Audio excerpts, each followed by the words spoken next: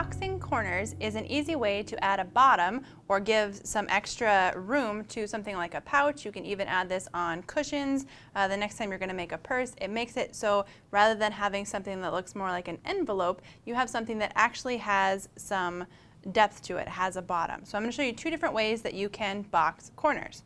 So we're going to pretend that this is a fun little pouch that you're going to make, or maybe even a purse, and you want to add a bottom to it. The first way that you can box the corner is you need to first attach your front and back. So I have two squares that I have attached right sides together, and I have stitched the sides and the lower edge. To box the corner, I need to align the seam of the bottom with the seam of the side. So I'm actually going to pull the layers apart like so.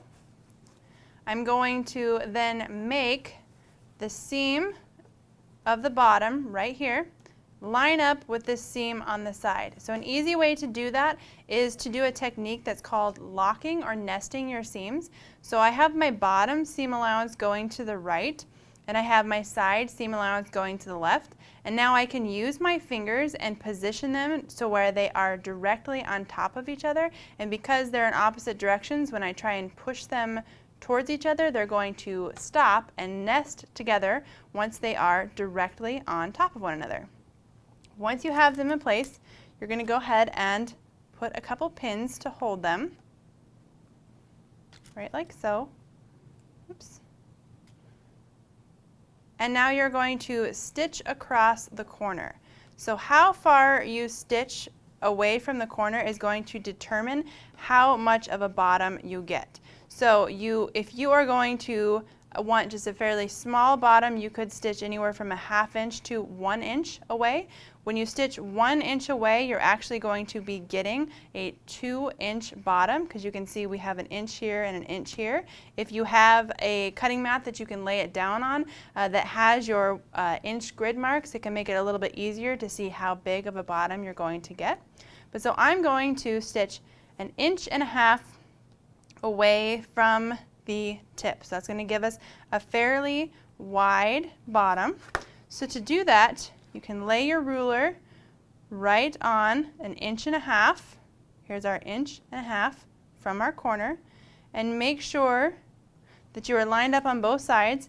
And I'm going to use pins to mark. That way I don't have to worry about maybe removing anything with a fabric marker. I can go ahead and use my pins and remove them as I stitch.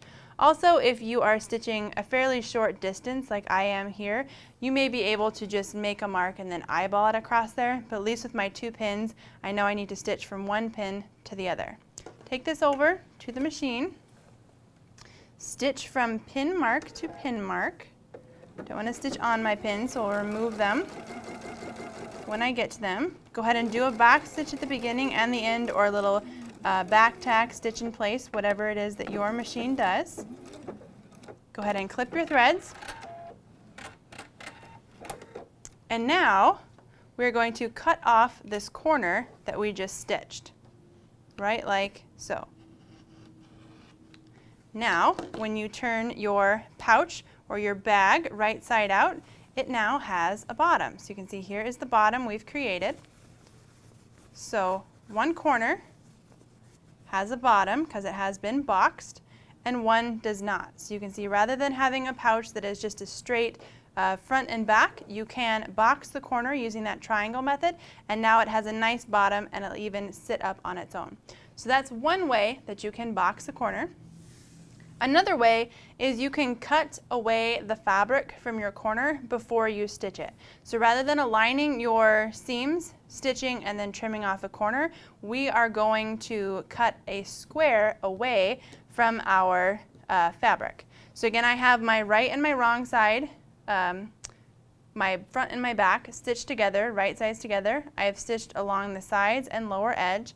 And then from the corners that I want to box, I want to cut away a square.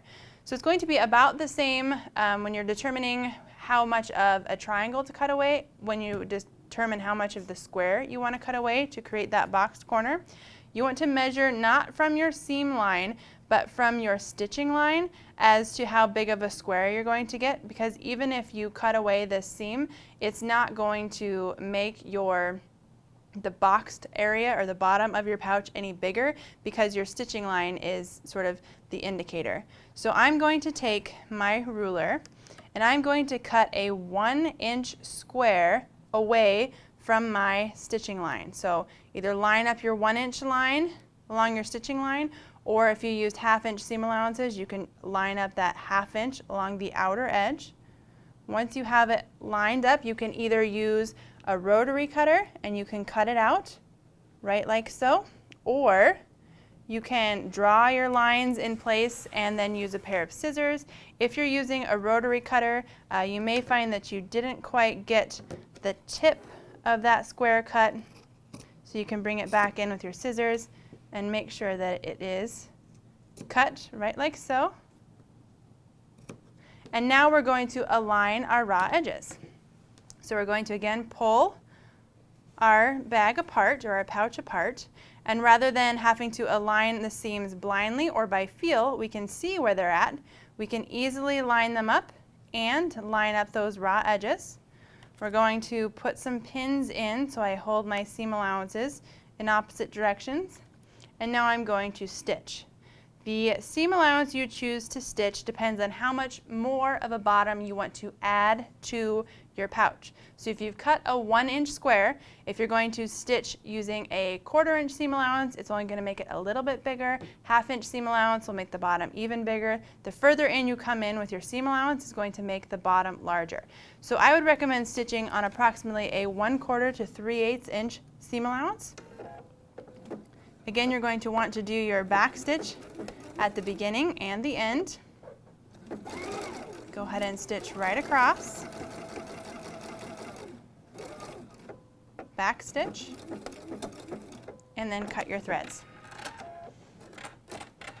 Turn this right side out, and once again you have a nice, perfectly boxed corner. So you've added a bottom to your pouch or your bag, and it will stand up nicely and just give much more dimension to a pouch or a bag than if you didn't box the corners and you just had a front and a back. So whichever method you choose, either the lining up your seams and then cutting off a triangle, or cutting out the square first and then aligning your edges, definitely box the corners of your next pouch or bag to give it a very nice bottom.